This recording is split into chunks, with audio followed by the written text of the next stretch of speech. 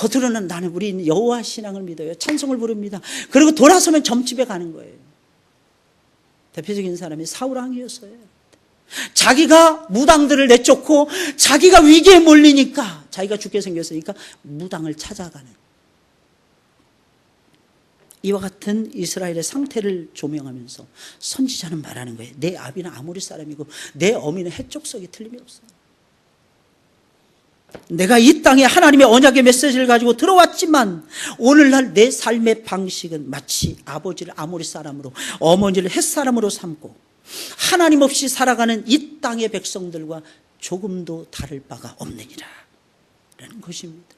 오늘 보면 4절 5절에 보면 말씀을 보니까 이제 그 결과로 그들이 경험하게 되는 삶의 비참한 모습을 설명하고 있는 것을 보게 됩니다. 너희 난 것을 말하건대 내가 날 때에 내 배꼽줄을 자르지 아니하였고 너를 물로 씻어 정결케 하지 아니하였고, 한 번도 정결함을 입지 못했다는 것입니다. 내게 소금을 뿌리지 아니하였고 너를 강보로 싸지도 아니하였나니 너를 돌아보아 이 중에 한 가지라도 내게 행하여 너를 긍휼히 여길 자가 없었으므로 내가 나던 날에 내 몸이 버림바되고 꺼림바되어서 내가 들에 버리워졌느니라.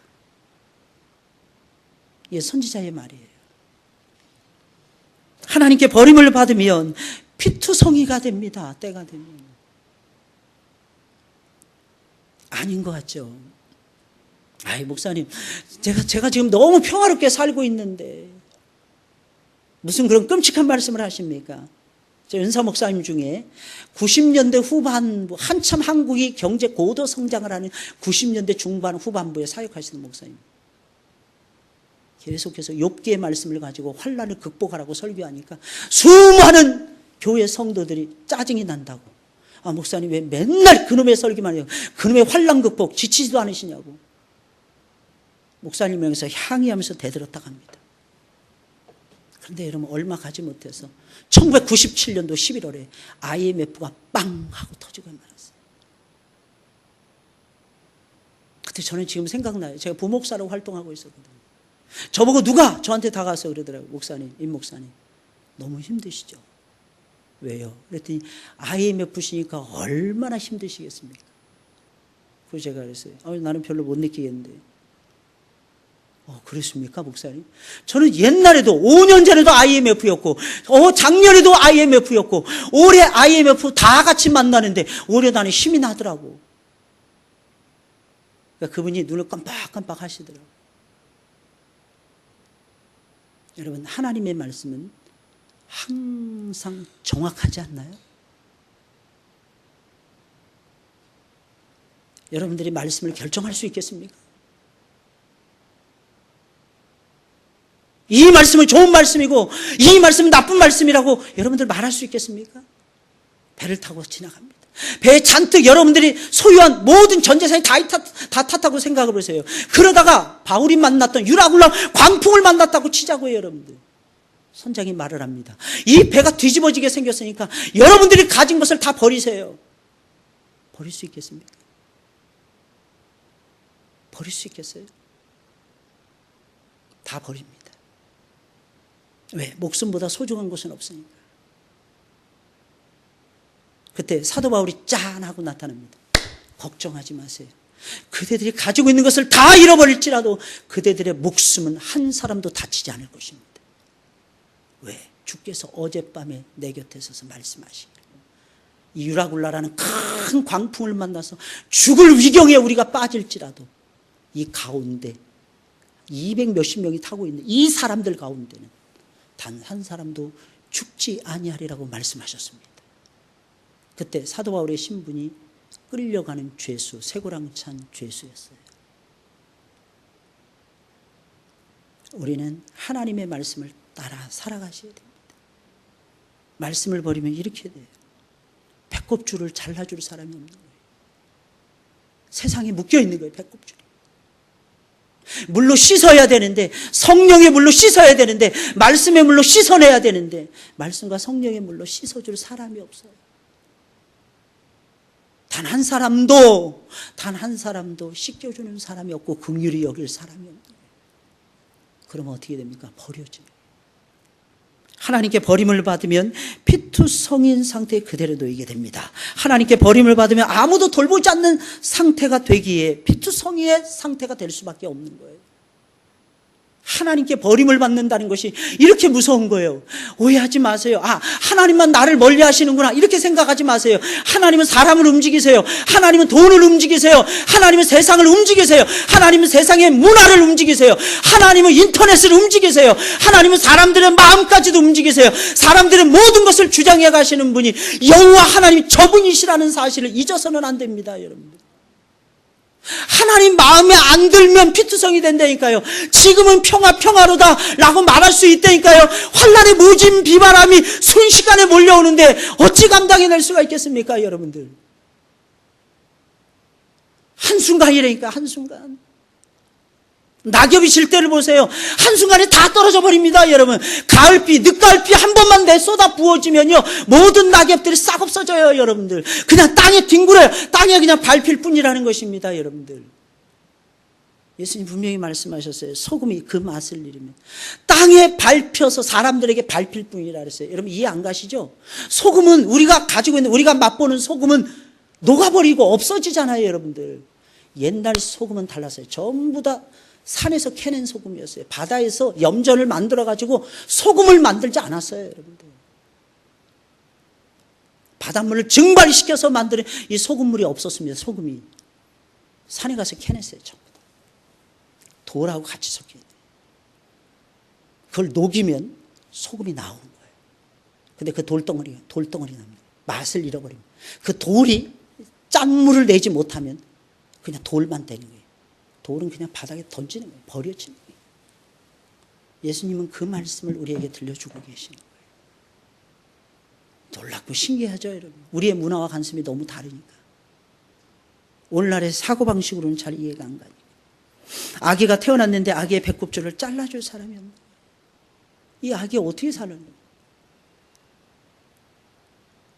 살 수 있나요? 아기 배꼽줄 안 자르도 어르신들 아시죠? 살 수 있나요?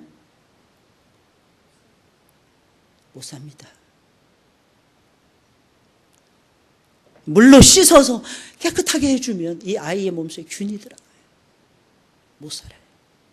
강보로 싸줘야 되는데 이 어린 생명이 아무 힘이 없잖아요. 저항력이 하나도 없잖아요. 면역력이 하나도 없잖아요. 그 아이 그대로 내버리면 죽어요. 이게 하나님을 멀리 떠난 이스라엘의 상태였어요. 혹시 내 모습은 그렇지 않은가? 나는 하나님과 정말 끈끈하게 가까이 하고 있는가? 하나님 말씀 떨어지게 무섭게 아멘 받아먹고 있는가? 우리의 영의 양식은 하나님의 말씀인데, 성령의 역사를 기대하는데 성령의 역사는 말씀을 타고 올라오는데 말씀에 대해서 얼마나 깨어있는가? 오늘도 성경 보셨습니까? 일어나자마자 무릎 꿇고 기도하셨습니까? 우리는 날마다 깨어서 기도해야죠, 여러분들. 나라 걱정은 열심히 하시는데 왜 기도는 안 하십니까? 성도는 기도해야 살아나는 거예요, 기도해. 우리 역시 마찬가지 아닙니까? 아무리 하나님의 부름을 받고 하나님의 사람이 되었다고 해도 하나님의 말씀을 우습게 여긴다면 새로운 신앙의 문화는 만들어지지 않습니다. 우리가 새로운 신앙의 문화를 만들어내지 못한다면 여전히 옛날과 똑같이 우상 숭배, 부도덕한 삶, 이 흔적을, 이 삶의 자리를 벗어날 길이 없는 거예요. 하나님의 말씀을요, 여러분들, 정말 생명처럼 여기시고 받아들이셔야 돼요. 그래야 여러분들이 살아나는 것입니다. 그런데 놀라운 사실은 이렇게 완전히 버림을 받고 쓰러져 있었던 이스라엘 백성들이 다시 살아났다는 거 아니겠습니까? 어떻게 이런 일이 일어나? 도대체 어떻게 이런 일이 일어나는 것입니까? 완전히 소망이 끊어진 사람이었어요. 아기였다니까. 완전히 머리부터 발까지 전체가 피투성이라서 발가락만 까딱까딱 하면서 죽는 시간만 기다리고 있었다니까요. 이유는 아주 간단해요. 어떻게 다시 살아납니까? 하나님이 이 아기를 사랑해서 은혜를 베풀어 주셨기 때문에. 하나님이 이 아기를 사랑하고 잊지 아니하시고 찾아오셔서 이 아이에게 다시 한번 은혜를 베풀어 주시니까 이 아이가 살 수가 있었던 것입니다. 오늘 6절 8절에 있는 말씀이에요. 내가 내 곁으로 지나갈 때 하나님 찾아오시는 거예요. 하나님이 지나오셔야 돼요. 하나님이 우리 곁으로 오셔야 돼요. 할렐루야. 그걸 가르쳐서 뭐라고 해요? 임재라고 얘기해요. 임재. 아까 오전 예배 때 우리 조성민 장로님 광고하시면서 그랬죠. 어디 가지 말라 그랬어요? 와, 설교 말씀은 다 기억 못 하시면서 그건 다 기억하시죠, 그죠? 어디 가지 말라고요? 주일이니까 성탄절 예배 드리시고, 주일이네, 성탄절이 주일이에요. 송구영신 예배가 토요일날 이루어집니다. 그리고 주일날 예배를 드려야 되니까 여러분들 해돋이 구경 가시지 말라는 거예요.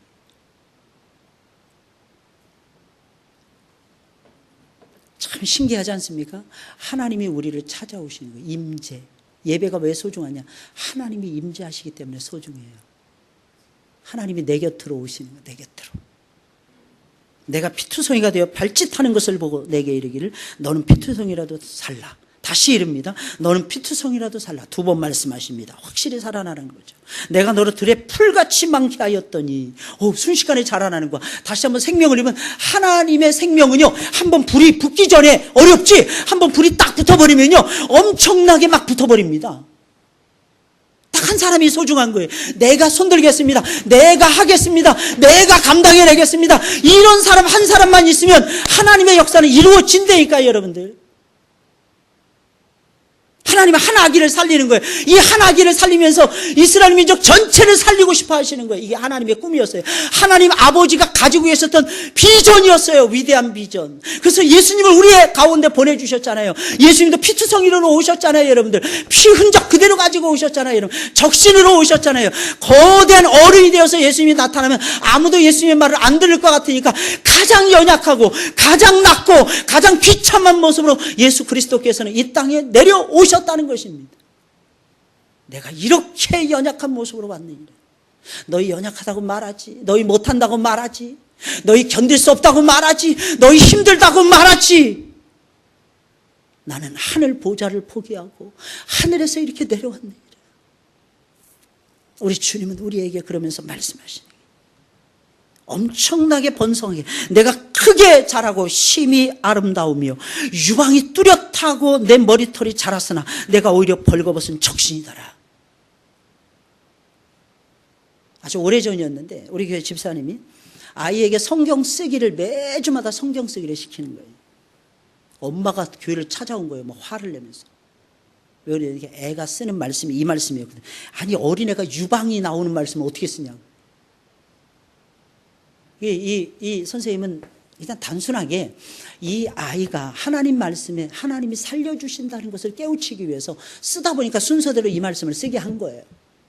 그래서 쓰다 보니까 어린애한테 뭐 유방이 뚜렷하고 막 이게 말이 되냐는 거예요, 이게. 근데 보니까 딱 한 구절밖에 없더라고. 그래서 제가 그랬어요. 딱 한 구절이니까 이건 건강함을 상징하는 것 같습니다. 남자아이, 하필이면 남자아이한테 쓰게 했거든요. 그러니까 엄마가 뒤집어진 거죠. 성경에 이런 내용이 다 있었냐고. 모르셨군요. 많습니다. 아가서에 보면 더 합니다. 나중에 아가서는요, 설교하기도 어떤 때는 막 민망스럽고 얼굴이 빨개져, 어떤 때는. 별게 다 있어요. 막 키스하고 싶다, 막 이런 내용도 있어요. 내가 너를 내 침실로 끌어들이고 싶다, 막 이런 내용도 있어요. 읽어보셨죠? 아시죠? 아가서 강의하면 진짜 재밌을 텐데 여기 눈뜨고는 못 볼 분들이 굉장히 많이 있을 수도 있어요. 참 신기하죠. 내가 내 곁으로 지나며 보니 정말 감사한 거, 정말 신기하고 놀라운 거 하나님 말씀하십니다. 내 때가 사랑스러운 때라. 아기가 머리부터 발끝까지 완전 피투성이가 돼서, 여러분 보세요. 발가락만 깔딱깔딱하고 숨이 꼴딱꼴딱 하는데 하나님은 그 아이에게 찾아오셔서 하시는 말씀이에요. 내가 제일로 사랑스러운 때입니다. 내가 제일 사랑스러운 때입니다. 내 옷으로 너를 덮어 벌거벗은 것을 가리우고 내게 맹세하고 언약하여 너로 내게 속하게 하였었느니라. 여러분 오해하시면 안 됩니다. 이 아기의 모습이 사랑스럽다는 얘기가 아니에요. 이 말씀 무슨 뜻이겠습니까? 하나님이 보셨을 때 사랑스럽게 보셨다는 것입니다. 하나님이 보셨을 때 이 아기의 모습이 사랑스럽게 보였다는 얘기입니다. 예쁘지 않은데 하나님이 예쁘게 봐주시고 계신다는 것입니다. 예쁘지 않는데 하나님이 예쁘게 보시고, 사랑스럽지 않는데 하나님이 사랑스럽게 여겨주신다는 뜻입니다. 당시에 이스라엘 백성들은 엄청나게 비참했어요. 처절했어요, 여러분. 그런 이스라엘을 사랑한다. 이것은 기적이었습니다. 왜? 거지도 이런 거지가 없으니까, 여러분들. 비참해도 이런 비참한 단계에 이를 수가 없으니까, 여러분들. 이게 이스라엘의 형국이었어요. 그런데 하나님은 그들을 향해서 이쁘다는 것입니다. 이유가 무엇입니까? 하나님이 이쁘게 봐주시는 거예요. 하나님이 이쁘게 보시고 사랑해 주신 것입니다. 이스라엘을 얼마나 사랑하셨으면 옷을 벗어서 하나님께서 덮어주시겠습니까? 이것이 덮어준다. 이게 무엇입니까? 이게 구속이에요. 하나님은 우리를 구속해 주셨는데 당신의 옷을 벗어서 우리를 덮어주십니다. 그리고 당신의 화려한 옷으로 입혀주시는 거예요. 그러면서 우리를 누구로 만드느냐? 하나님의 자녀들로 만들어주시는 것입니다. 그리고 언약까지, 영원한 언약까지 체결하십니다. 그렇게 버림받은 아기는 언약의 관계 속으로 들어갑니다. 가장 안전한 언약의 관계. 하나님이 영원하시니까 그 언약도 영원하겠죠. 하나님이 살아계시니까 그 언약도 살아있겠죠. 하나님의 약속이니까, 하나님의 약속이, 하나님이 살아계시는 한은 그 약속은 계속해서 그 아기에게 주어지게 되겠죠. 그 아기는 완전한 생명을 얻은 것이고 완전한 축복자가 되어버리고 말았던 것입니다.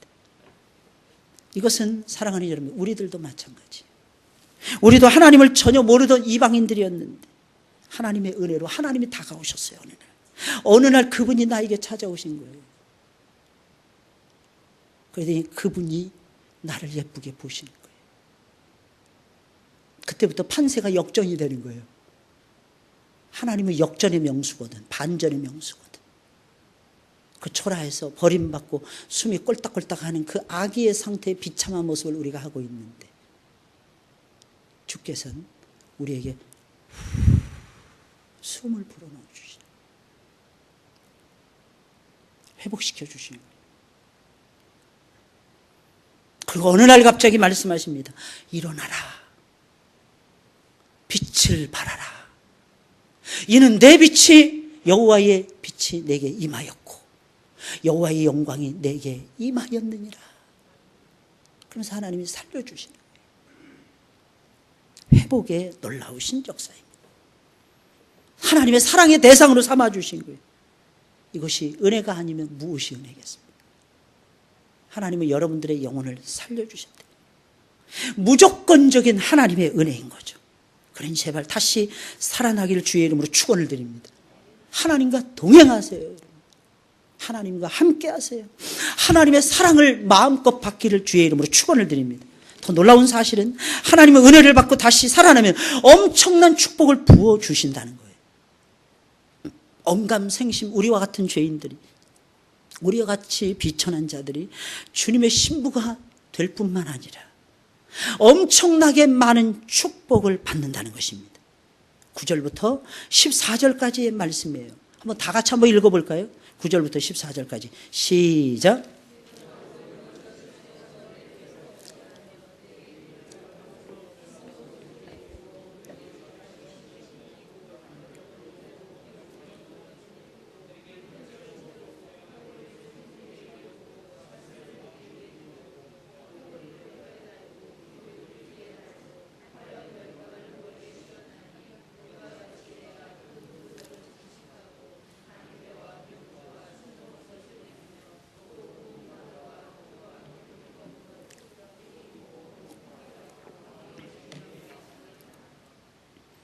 내 화려함을 인하여 내 명성이 이방인 중에 퍼졌으면 내가 내게 입힌 영화로 내 화려함이 온전함이니라. 나 주. 아멘. 여러분, 신기한 하나님의 온갖 축복을 다 주겠다는 거예요. 근데 특징이 한 가지가 딱 있습니다. 여러분, 무엇인 줄 아십니까? 여자들이 좋아하는 게 다 있어요. 그 여자들은 좋은 거 잘 알잖아요. 남자들은 진주 목걸이 걸어주면 기분 좋습니까? 좋아합니까? 박정님 좋아하십니까? 안 좋아해요. 말씀하세요, 말씀. 안 좋아하죠, 그죠? 자, 조성미 장님 팔찌, 막 금 팔찌 좋아하십니까? 안 좋아하십니까? 이거 다 뺏으세요. 두 분 거 다 빼서 다 가지세요. 남자들이 이런 거 상관이 없어요. 다 여자들이 좋아하는 거야. 근데 아셔야 되는 것은 집안에서 여자가 행복해야지 집안이 행복하더라고요. 남자들이 인상 쓰잖아요. 저게 왜 인상 써? 이럽니다. 근데 여자가 인상 쓰잖아요. 온갖 전부 다 공포 분위기야. 밥도 못 먹어. 밥상을 차려줘야 먹지. 차리면 너는 기분 좋아서 먹냐? 이런 식으로 대드는데 이 말을 할 수가 있어야지 이게. 참 신기해요. 저도 살아보니까 한 25년 6년을 같이 살았거든요. 제가 화를 내면 애들이 아빠 어디 아파? 이러고 끄지야. 근데 집사람이 막 이상한 이 모습을 보이잖아요. 그럼 애들이 막 긴장해. 아빠 무슨 일 있어? 아무 일 없는데. 아빠 뭐 잘못했어? 아니 없어. 니들이 잘못한 거 아니야? 서로 따지는 거야. 서로 니네가 잘못한 거야, 내가 잘못한 거야. 아니야, 우린 잘못한 거 없는데. 이거 아빠야 이거 막 이러는 거예요. 근데 오늘 보세요. 여자가 좋아하는 걸 다 주시겠다. 할렐루야. 남자분들이요, 여자가 좋아하는 걸 해주시기 바랍니다. 하나님도 여자가 좋아하는 걸 해주시는데. 할렐루야. 하나님도 여자가 좋아하는 걸 해주신다니까요. 제가 이렇게 말씀드리는 건 여자가 약하기 때문에 그러는 거예요. 남자들은 웬만한 거 다 지나갈 수 있잖아요. 하나님은 이렇게 말씀하십니다. 너는 나의 신부니라. 내가 너에게 왕후의 지위를 주었느니라. 이게 뭐예요? 다 주겠다는 게 다 주겠다. 나는 왕이요, 너는 왕후니까 왕후 된 너에게 다 주겠다는 뜻입니다. 여자분들이요, 여자 성도 여러분들이요, 구하시기를 주의 이름으로 축원을 드립니다. 오늘부터 이 목록대로 다 구하세요. 목록대로. 하나님 이거 다 달라고. 나도 이거 다 누리면서 살고 싶다고. 하나님이 나를 왕으로 삼아주셨는데 왜 나에게는 이게 없냐고. 하나님 면류관도 씌워달라. 고운 밀가루와 꿀과 기름을 먹음으로. 여자들 달짝지근한 걸 진짜 좋아하잖아요. 음식도 요건 요렇게 만들고 저건 저렇게 만들고 얼마나 좋아하는지 몰라요. 여러분, 남자들은 그냥 대충 먹습니다. 근데 여자들은 달라요. 거기다 소스를 꼭 찍어 먹어야 돼. 거기다 꿀을 꼭 발라 먹어야 돼. 꿀도 자연산 꿀이라면 더 좋아. 이게 다르더라는 게. 하나님은 이러한 축복을, 이런 존귀한 축복을 누구에게 주시느냐? 피투성이 된 채에서 살아난 이스라엘에게 주신다는 약속이에요. 더 놀라운 사실, 그 명성이 이방인 가운데 퍼지게 하시고. 무슨 뜻이겠어요? 이방인들이 옛날 이스라엘 사람들, 유대인들, 히브리인들, 저놈들 이랬는데 어느 날 갑자기 역정이 되는 거예요. 저들은 하나님의 자녀들이야. 우리가 함부로 할 수 없는 하나님의 백성들이야. 이런 마음을 딱 가지게 만드는 거예요. 정말 놀랍고 큰 축복이 아닐 수가 없습니다. 완전히 버림을 받고 완전히 피투성에 대한 아기가 하나님의 놀라운 은혜를 잊고 다시 살아나더니 드디어 황후의 자리에까지 올라간 거예요. 게다가 이 세상 모든 사람들이 다 부러워할 정도로. 여러분들도 그렇게 기도해요. 축복은 기도해야지 받습니다. 그리고 열심히 심으세요. 여러분들 어떻게 심느냐는 것입니다. 좀 힘들어도 심으세요. 어려워도 심으세요. 힘드시죠? 답답하시죠? 어떤 때는 돈은 많지 않은데 그 돈을 쪼개서 헌금도 해야 되고 회비도 내야 되고 주의 일도 해야 되고 화장품도 사서 찍어 발라야 되고 할 일이 너무 많은 거야. 맛있는 것도 사 먹어야 되고. 근데 그 속에서 작은 거지만 하나님이 원하시는 대로, 기뻐하시는 대로 떼어서 하나님께 드리세요. 하나님은 아십니다. 하나님은 기억하십니다. 할렐루야. 또 하나님이 어쩌다가 한번 보너스를 왕창 주셨어. 그러면 서로 맛있는 것도 사 드시고 사 주시고 그러면서 자꾸 세우세요. 여러분, 성도의 정이라는 건 서로 먹고 마실 때 정이 깊어지더라고요. 그러면 하나님께서 얼마나 기뻐하시겠습니까? 할렐루야. 이게 성도의 삶이에요. 하나님이 우리에게 주시는 가장 근본적인 은혜는 구원의 은혜입니다. 구원의 축복입니다. 그러나 하나님이 우리에게 주시는 은혜는 구원의 은혜만이 아닙니다. 하나님이 우리에게 주신 은혜와 축복은 거기서 멈추지 않아요. 그 은혜와 축복은 한이 없어요. 영원합니다. 끝없이 이어집니다. 멈추지 않고 계속해서 쏟아져 내립니다. 여러분, 온갖 좋은 선물이 하늘 아버지께로부터 우리에게 멈추지 않고 부어진다는 것입니다. 그 은혜와 축복은 이방 땅까지 덮고야 말 것입니다. 그래서 요한복음 1장 16절에 있는 말씀을 보니까 주님을 통해서 내려지는 은혜를 가리켜서 우리 주님은 묘사하시기를, 사도 요한을 통해서 묘사하시기를 은혜 위에 은혜로라 그랬어요. 은혜가 멈추지 않는 거예요. 은혜 위에 또 은혜가 있는 거예요. 은혜 위에 또 은혜가 있는 거예요. 은혜 위에 또 은혜가 있는 것입니다. 할렐루야. 계속된다니까요. 은혜 위에 은혜가 돼. 무한한 원천이 된다는 거예요. 무한한 자비를 베풀어 주시는 거예요. 무한한 축복을 저와 여러분들에게 허락해 주신다는 것입니다.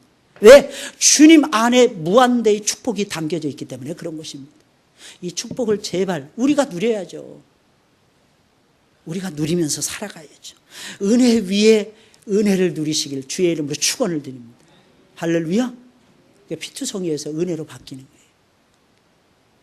하나님이 채워주시는 거예요. 그 은혜 속에서 우리 성도 여러분들 한 주간 동안도 승리하시고 12월 달도 잘 마감하시고 여러분 2017년도 잘 준비하시기를 주의 이름으로 축원을 드립니다. 우리 찬송을 부르겠어요. 우리 찬송 349장입니다. 349장.